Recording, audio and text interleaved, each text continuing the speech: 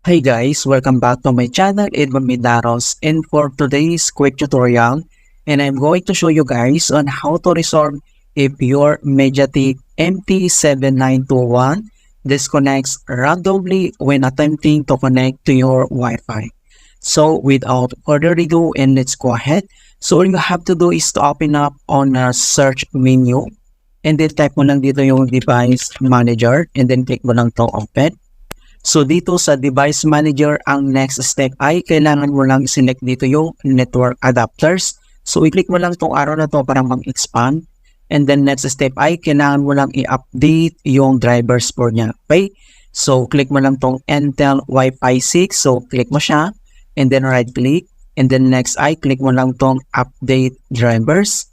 And then may dalawang options dito na pwede nating i-select. Ito yung search automatically for drivers, and then yung pangalawa naman, browse my computer for drivers. Okay, so select ka lang dito, right? So click lang natin tong search automatically, and then wait natin. Ayan, so automatic mga kaibigan na the best drivers for your device are already installed. So ang next step ay close lang natin tong device manager, and then dito si start menu, and then click mo lang to restart, right?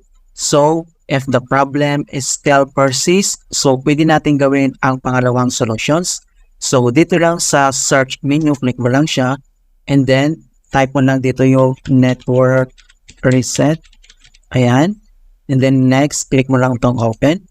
So automatic na ma-direct tayo dito sa network reset advanced settings. So ang next step ay dito lang sa right side, makita mo dito yung reset now. So click mo lang ito. And then next ay kailangan mo lang i-click to yes. Okay, so ang next step ay close lang natin tong network reset, and then dito lang sa start menu, and then click mo lang to restart. Okay, so ganoon lang po kasimple kung paano natin i-fix ang Wi-Fi 6 Mediatek MT7921 disconnects randomly. Okay, so please don't forget to like this video and subscribe to my channel for more quality content. Thank you guys, and see you in my next tutorial.